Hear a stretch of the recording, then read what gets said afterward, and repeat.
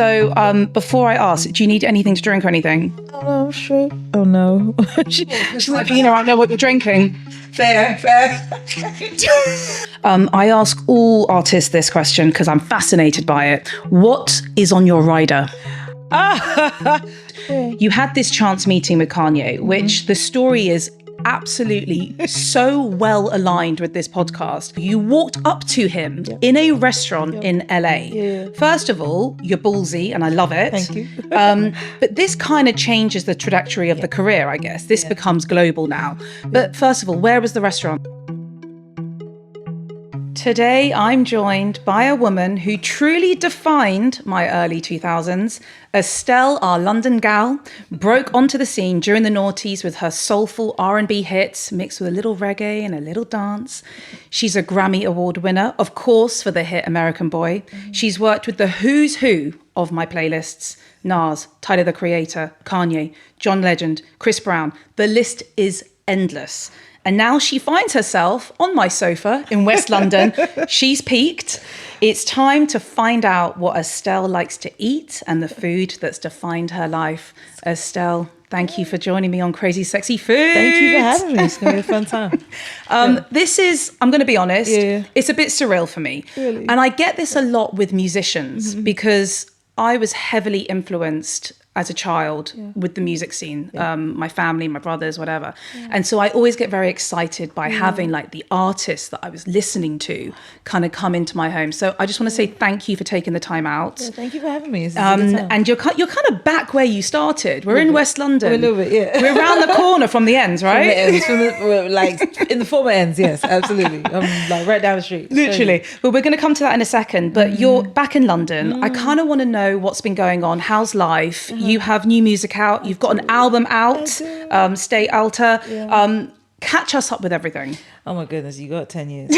I've been living in LA for the past 10 years, minding my business, like restructuring myself and my life, and just enjoying life. You know, I think with artists we get this whole, you're having such a good time, everything's going great and everything, and I'm like, yeah, I'm actually really living life.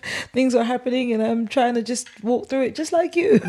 I eat food and put my pants on one leg at a time. So life. And sort of talk about the process of sort of making this record, because this is the first album in a long time. I started working on this album in 2018. I started just recording out of the personal and emotional need to like dance and to have a good time. I felt like in 2018, around 17, that era, music just felt dark and just sad. Like you think about everything that was out around then, you're gonna record it and be like, yes, things were indeed quite dark. And then we were leading into the pandemic. So what do you call it? The panini. I love it. The panini. It's like a sandwich. You just pressed together, and we arguably came out better. Tasted good at the end, but I'm not sure. But it was a tough time, and we all got through it. Yeah. But I recorded it starting before and then right all the way through it, and it was just about. Every single song was intentionally just like, I just want to have a good time. I want to dance. I want to feel moved. I want to bring back bridges. I want to bring back intros. I want to remember the songs that made me feel joyful growing up and stuff like that. So this was what this was about. And my friends call it my service album. They're like, this is you being of service to us. Great. This is you giving us a good time. I'm just like, okay. And bringing back some joy into our lives, which I think we all really need. Yeah. You've also been hosting the Estelle Show on Apple Music. That's since 2019. Yeah. I mean, I've had a good old little listen to it in my research. You've had some amazing guests on, like quite a few blasts on the past, even from my sort of teen years. But for anyone who hasn't sort of listened to it, what's sort of the premise of the show? So the show is about, baseline of it is it preserves culture. Right. Nice. So all the records that you forgot you knew. That's what happened. I was like, oh, damn, I haven't seen her in a while. I heard this. I have those moments personally. I'm just like, you're here. I see you outside doing your thing, doing Yeah, your yeah, art, being an actress, being a singer, being a whatever, being an actor, or expanding your art. But you also have made incredible music for your whole life. Talk to me about it, Yeah, you know? And I yeah. get to talk to those people. But I also just remind you of records that we all were in our 20s and in our teens and in our 30s listening to, and we'll listen to forever. Like our parents would listen to, I don't know, Frank Sinatra. Parents, I don't know, Yeah. you know, whatever, in the 50s and 60s and 70s.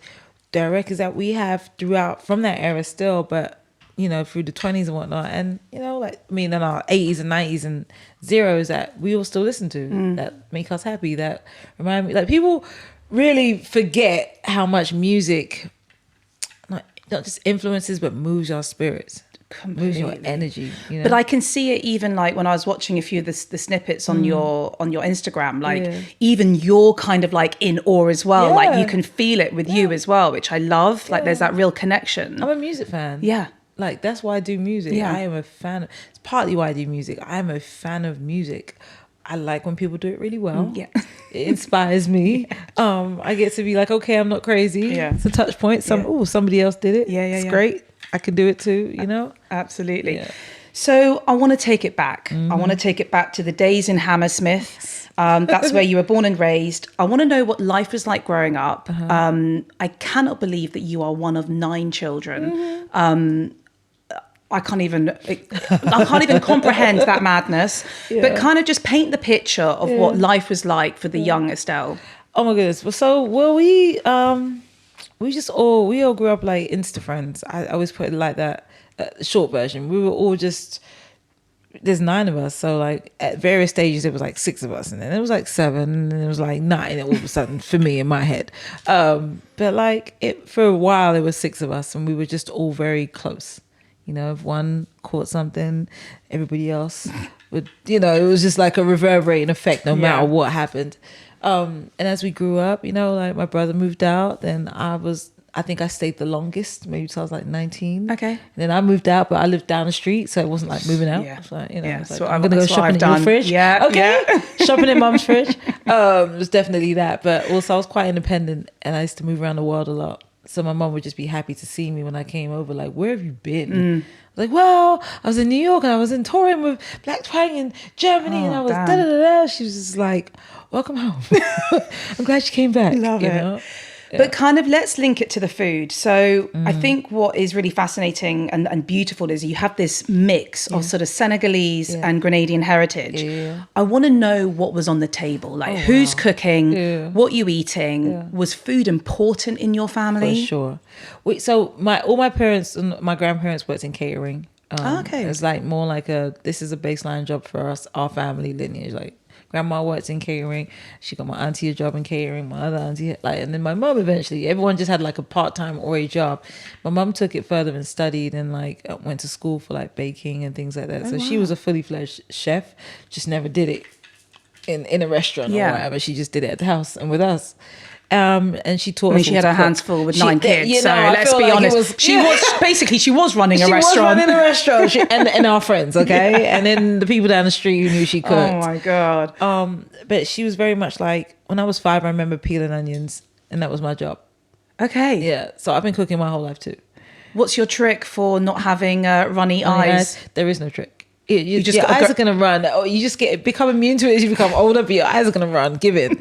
You just be kind of like, oh, here it comes. You know, hit your head back. That first sting, I got it. Breathe through your nose and hope the eye ducts like stop, but the tear ducts stop. But like, it is what it is.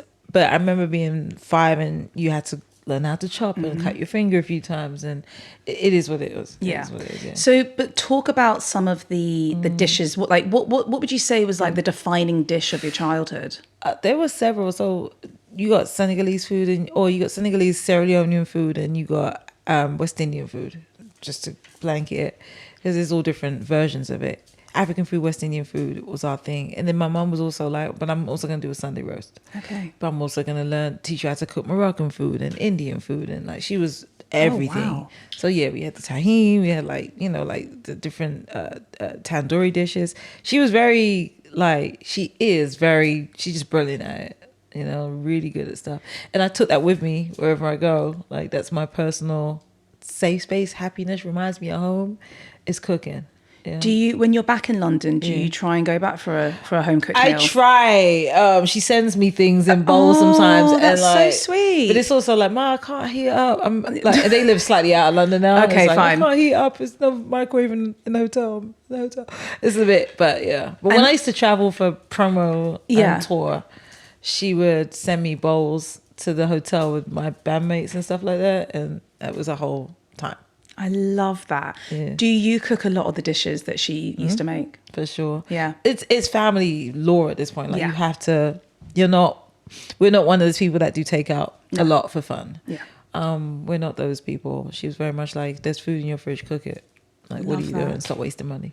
I feel like she was like a bit of ahead of her time as well, with all the different cuisines she was cooking. I mean, she knew her stuff. She knew vegan food and like all those different requirements. Wow. When I was a teenager, she was teaching me how to like make things devoid of peanuts and cook this with soy and cook this without soy and make this with tofu, make this with, and it was like, how do you know? And so one of her jobs was working with a nursery, and she was like the head chef for like 4 or 5 nurseries, and she'd set their menus and do all the prep work, and this nursery, whatever, had to take her menus and remake her food and stuff like that. So she was a chef, low-key. But like things like that, and all the kids had their specific diets, and the parents were like, my kids eat food. Like they never eat. They don't even eat when I'm home. Can you make this for us to take home? Things like that. And so she was very, she would show us how to make it, show us how to do it. I love that. Sort of during my research for this chat, I was reading that, you come from quite a religious family. And I would love to know sort of, how did your parents feel when you sort of said to them, she's already laughing, she knows what I'm about to ask, that you wanted to pursue this pathway of becoming a singer? My mom was actually quite liberal about it. So they were religious as far as like we had to go to church. Yeah. But she wasn't like, no, gospel music. No, she wasn't like, like strict, like throw your tapes out strict. She knew we had them. Just don't flash them. Don't play it loud. Don't play Jodeci, Forever My Lady. Jodeci. I grew up with Jodeci. Okay, this is the same page. I've got an older brother who was heavily influenced in hip hop. It's real, and like she was like, "All right, that's enough cursing. Turn it down." Like we like, what's that? Big Daddy Kane. All of that in the room will come and look at you crazy, and you turn it down, and you're kind of like, "All right," She was that parent, so she wasn't too like, but she was just like, "Well, have a backup." Yeah.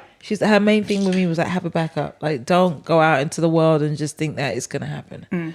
And so I went and I had a backup. I had several backups that led me to being able to produce radio shows and write my own scripts for my videos and like really have an idea about the background of how this all works. Yeah. I'm going to speed past a lot of sort of your early days, but the story that I kind of love is you found yourself working in a record shop, Real Deal, it was quite well known. Real, yeah. And your fellow employees told you to get on the mic on stage. Yeah.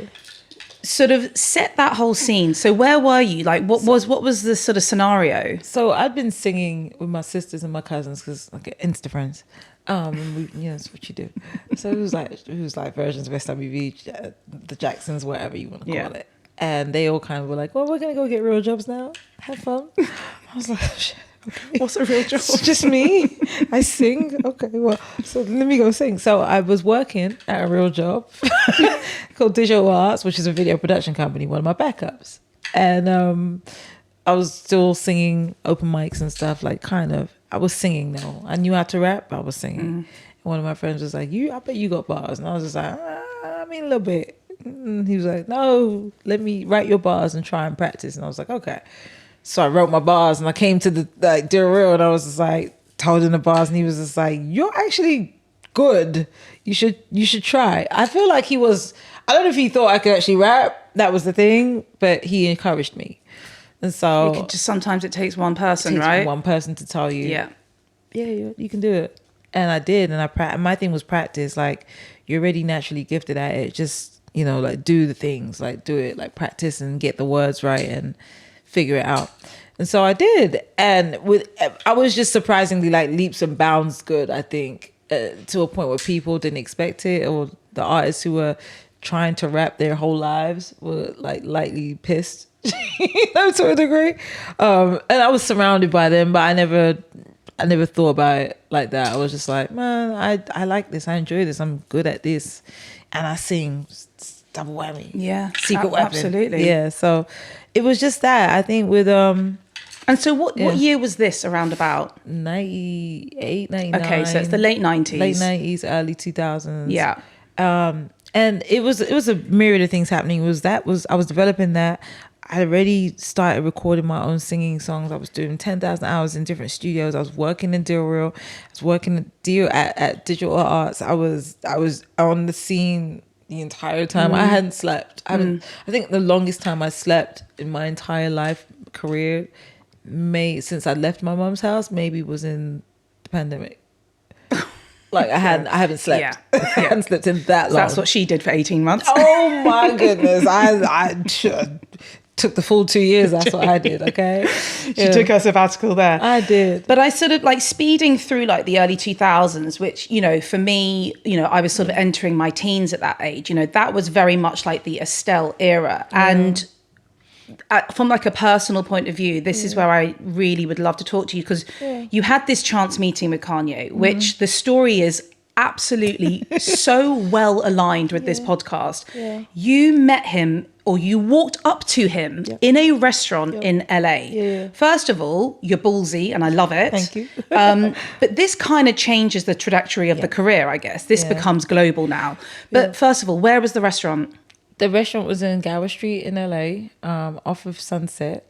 And if you know LA, you know that stretch in the early 2000s, a little sketchy. Little sketchy. Like it was to the tail end of the Hollywood, and is where all the studios were. It was just strange. But I was like, Hollywood, LA, Sunset, and I'm walking around in it, like being real me. In my Gucci slides, because at that point I had a little bit of money. I just signed my deal. Damn, I was working on some stuff, yes. and I was definitely like, this is where the hoes walk. I don't think I should be walking here, but I was strutting, and I walked down to because I didn't want to waste money, and there was no Ubers. I was like, it's 2 blocks. I'll walk 2 blocks are ever. Yeah. Don't, in LA terms. In LA terms, block is a mile. Okay, it's just far. You're gonna walk, your feet will hurt. You'll wonder why you did it. And I definitely walked to Roscoe's in high heels. So it was Roscoe's. It's Roscoe's. Chicken and waffles, Gower and Sunset. And I was singing Kanye's, singing the mixtape, Good Mixtape. He just put out his very first album, Late Registration. College Dropout? No, his first album was College Dropout. Yeah. College Dropout, I think. And he was working on Late Registration, but I didn't know it. And he put out the mixtapes with John, and I heard John's voice, and I decided that I wanted to meet him. I was just like, I don't know how. I don't even know what this guy looks like. And walked into them eating just in the shop. I recognized This is Kanye. just by chance. Yep. I call it alignment, because that is alignment. You couldn't make up. Wow. I didn't know. But I just had a strong feeling that I was going to meet this guy and work with him somehow. And I did. And I met John via Kanye, and we hit it off as friends and got to working. It's Hannah here, and I'm so excited to be working with Wayfair.co.uk. Why? Because just like great food, a beautiful home should be full of personality, quality, and joy. Wayfair has everything to bring your dream space to life at prices that make it simple. That's why I'm proud to partner with them. So get it out of your head and into your home with Wayfair.co.uk. And then obviously, what I would consider, is an anthem of that era. American Boy comes out. This is where you want a Grammy. This it song took 5 years. Sorry, it took 5 years. Yeah, no, of course, because the 18th Day came out. Yeah. Before that, I had just signed my deal to do the 18th Day, and then I met them, and then that all happened, and that blew up, and then. Because John was working on the album as well. John came and featured on a record on the album. Yeah. obviously that song comes out, and I remember we were talking before we were recording. I was actually in New York around this era, and you can imagine I'm like a Brit in New York. It's a good time. Suddenly I'm like, what is this tune American Boy? Like, what? But it was like every part of it. It wasn't just the song, it was even the video. Like, it felt like there was like a shift. Like, I was excited. How did the song come about? And I'm going to try and find a way to link it to food. Were you eating at any point in the studio? What was the order? I do remember being in Miami recording the record, and I just think to myself, there are specific places you go to in Miami that Miami feels like the West Indies in America. It's you can get rice and peas. You can also get yellow rice. You can also get fried chicken, but you can also get some stew chicken. And then I learned a lot about how Spanish food and American food and African food and West Indian food is all just mixed up, and you find that in Miami. So the routine was, you wake up, you don't eat breakfast in Miami. You just go straight to brunch. That makes sense. And we would go, there was not Cafe Versailles, there's a restaurant right on the strip on Collins. And it's a Spanish restaurant, and everybody eats there late, everybody eats there early. And so we would go there and then go back the day and then go studio. And that was my routine pretty much every day. And would you ever eat in the studio? Yeah, sometimes. But I'm the kind of person that when I get in the studio, I just like to work. Yeah. I'm not like let's order, or let's sit down and what are we here for? Let's go. The ideas in my head. I don't want to talk too much, you know? Absolutely. So yeah. So I have sort of created a new little part of the podcast now moving forward, which is that I basically have thought of like a snack or a drink or something that reminds me of the guest. Oh, wow. So before I ask, do you need anything to drink or anything? No, sure. Oh, no. She's like, I know what you're drinking. Fair. Okay. Thank you. I guess I'm taking this back with me. Now, this is crazy. Listen, you know what made me laugh with Ribena? It was such just a natural response to like, Kanye goes to me in studio. So this is I'm going to put for anyone who doesn't know, this is a very pivotal line in this song, all right? And no one, every British person was like, did he say Ribena? Listen, their sales must have skyrocketed. Oh, they sent me Ribena to the house, to my mum's house, to anywhere I wanted for like 2 years straight. No I was way. like, thank you so much. Thank you. I love it. I was like, I had to. I'm sorry. I could not. It's a real thing. Like, who didn't drink Ribena like growing up? And everybody was like, what's a Ribena? I was like, well, I'll get you some. Like, because no one understood what black currant was. There's no black currant juice in America. Like, they do grape juice. I was like, the closest is grape juice. Yeah. It's not. So had you introduced this to Kanye? I did. He obviously, through you. He knew what it was because he was like, is it the purple? I was like, yeah. He said, okay. He's like, it's just what you drink. I don't care. And I was just like, well, people who I know care about it. So thank you for putting it in there. And all my friends were like, did you get that man to say Ribena? I was like, for sure. Absolutely. Yes. My job is done here. My job is done. It's why I'm not an alcohol. I wasn't at the time an alcohol girl. I wasn't like, I couldn't say like, oh, I drink Belvedere or vodka or blah, blah, blah. I was like, and that was the drinks at the time. I don't drink none of that. I'm like, I barely drink champagne. Ribena is what I drink. There we go. Here we are. Done. Sorted. Yeah. But sort of looking back on those days, you know, as you said, it's been 7 years since you sort of put out an album, but the industry has obviously changed so much. We're talking about an era where there was no social media. You know, Crazy. we were just on the edge. Literally. Yeah. Looking back on it all, how have you found, I guess, this time around compared to all those years when it was just so different? You know, I was really thinking about this the other day. I was talking to my friends and I was like talking to some people I worked with 10, 15, 17 years ago. Oh, goodness. I was like, I just realized I said 17. But I was thinking to myself, like, it's for me personally, it's beautiful because I get to tell a story, and a lot more of the times when I'm walking out talking about the album, I get to tell my story more. And in the eras like 17 years ago, it was more just like you had to go in and sell the thing. And now people want to know you. And so I'm lucky to be in the scenario where I get to talk about, like more podcasts, more and people will like the records more based on who you are, Absolutely. more openly. Yeah. Where before They want that connection. Yeah. They want to sort of feel like they have. There's a fine line, I think, with how much you give of yourself and how much people want of you. Yeah. There still has to be a boundary, right? For sure. And I don't mind it, because I understand that, like, my music is so involved in my life, but there is a boundary. But it is me telling a version of what I've been through every single time. This album, Stay Out, is probably the realest version. The times when I was home and I was cooking and I was hanging out with my people and I was doing my Sunday dinners and I was reformatting my whole life to fit the life that I wanted and the life that I had to live away from my whole family. You know, it's like, those are the things that go into all of this, and I want people to know that. And it's not just like I was in the studio and then came up with this thing and I was just nothing. Yeah. You know, I was really living. Absolutely. You know? I ask all artists this question because I'm fascinated by it. What is on your rider?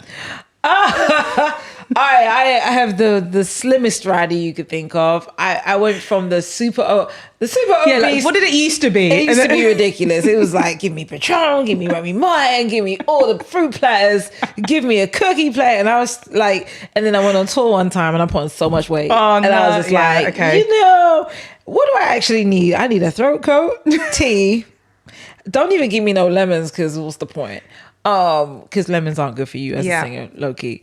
Give me some honey, give me some throat coat and a hot water and a clean cup, please. That's pretty much all that. Really? And most times I walk in my own throat coat. And do you, so if you know you're performing, when are you sort of eating, how do you play that? Because speaking actually of John Legend, I remember listening to an interview with him. He eats spicy chicken wings. He's crazy. Before he goes on stage, which crazy. is mad to me, because chili is also not good for your vocal cords. Terrible for your vocal cords. It is. I don't understand what he's doing or why that was a choice. But everyone's body's different. Absolutely. I have, and then the more grown I've gotten, the more I've steered away from spicy food in general, because womanhood and acid reflux. Okay. I could do a whole other interview about that. Every woman who's listening to this and who's watching this will relate. The older you get, the more you're like, well, no. Yep. Well, absolutely not. Like, no. So it's different. It's changed. But like, I'm not a eater before I go on stage. I have to eat like 2 or 3 hours before, so it has a chance to digest, and there's no acid reflux, and we're good to go. And my stomach's not bulging in the outfit I'm trying to wear. It's complications. All the things. All the so things. Many things. Yeah, absolutely. Yeah. So as you said, you know, we know you're in LA now. Yeah. Would you ever move back to the UK? I don't know. I never say never. Okay. But I'm comfortable right now. Yeah. My whole thing, my realization is I'm home where I am. Yeah. That's nice. I'm home where I am. Yeah. Anyway. Speaking of restaurants, where are some of your favorite restaurants in LA? Oh, my days. Oh, all right. So there's some in South LA that because people are starting to realize, there's a whole culture and a whole space in South LA because of the Olympics, right? Yes. There's restaurants all over the place in Leimert Park. One I like to go and visit, and I'm shouting them out because I think they're great African food. 2 Homes in Inglewood. There's so many across LA, and LA is one of those cities where they have their restaurant weeks too. So and I'm one of those people like, well, I have my list. I have I don't eat out a lot, but when I eat out good. I can just imagine you with your checklist. I really do. We've done that next. My friends are like, she knows where we're going. We're going where she's going. Yeah. And they was like, what bougie are we going to today? And I'm like, it's good food. Relax, come eat. You know, like, I'm that person. So. And what about, I mean, obviously, more difficult question, London. Yeah. Where are some of the spots that you like in London? It's always the go-tos because sometimes I stay in hotels. So it's just like Nando's is Nando's. I'm so happy you said it. It's Nando's. Honest Burger's good too. Yes. Great chips. Really good chips there. I'm trying out. What's your Nando's order? Oh, lemon pepper. The wings. Is it lemon herb? Lemon herb. Yeah, it's the second order. Lemon and herb. I like spicy sometimes. I tried the Peters this time, and I was like, I forgot these were good. I forgot you could just order chicken and pita with a bit of cheddar cheese. Oh, I was like, this is a good time. I forgot about this. Beautiful. Yeah, but I go hot. Oh no, see. Thankfully, I don't need to use my vocal cords, but, it's so fresh. Like being born and raised in a family that is African and West I was Indian, just about to say. and not being able to actively, consistently eat spice is just like I've given in. Here I am. This is my life. I'm not able. I have to sing or I can eat spice. I have to sing or I can eat a bunch of spice. One of the three. Yeah. No, I mean, I know Irish is, of course. So, and when you are home, what are some of your specialities? Oh, I like to cook my food. I like to cook my food, meaning African food. Okra stew is one of my favorites. I'm a big okra stew girl. Like fufu, okra stew. I do the whole thing. I can't go crazy, but I do it. I make small portions and sit there and be like, I'm not eating all this, but it's so great. It's here. I cooked for my whole family, but it's just me. But it's okay. But that stuff can freeze well. It can, but you know. No, I know. You start looking at it like, man, like you start getting ricochet like a PTSD of the Tupperwares. Like yes, the Tupperware. The Tupperware. I love it. The blue ribbon with the olive palm oil stain. And I'm like, I'm just going to put this in the funny? tray. So I'm half Iranian, and I feel like anyone from a certain culture, you know you're going to a party or someone's house with Tupperware. You go, and before it was Tupperware, it was the blue ribbons. Okay, it's literally a blue bowl. Yes. Okay, and the butter update. Okay. The butter bowl. So those are PTSDs from a childhood. I can't do it anymore. No, I get it. But like okra stew is one of my things. Fufu, jollof rice, and all of that. Snapper, escovitch, shrimp. Gosh, okay, I'm coming rice to your and peas. house. Yeah, no, it's a real. Right. Sunday dinners are Sunday dinners for me. Like when I sounds cook amazing. for the friends, it's like it's a spread. Yeah. Okay, I finished my conversations with a few quick fire questions. Okay, Are you ready? No. Absolutely That's not. the spirit. I love it. Not at all. Okay. Yeah. What is the craziest food you've ever eaten? Horse in Italy. I know. Italians. Okay, Italians are famous for pasta, pizza. They're also one of their delicacies is horse. They eat a lot of horse Bananas. in mainland Europe. Bananas. Black Beauty and his sister and their cousin. Why are you eating the horses?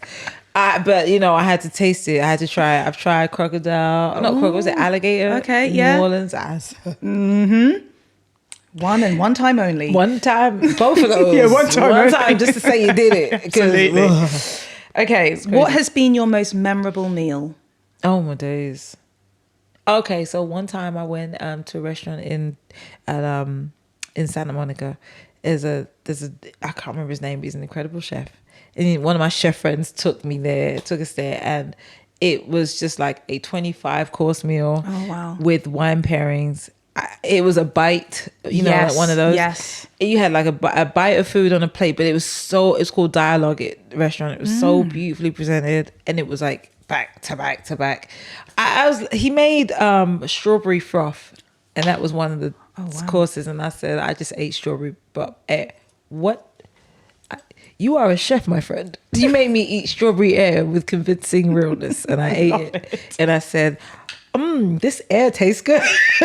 and it was a wild time, but it was good. I was like, I taste the strawberries. It's a bubble. Okay, here we are.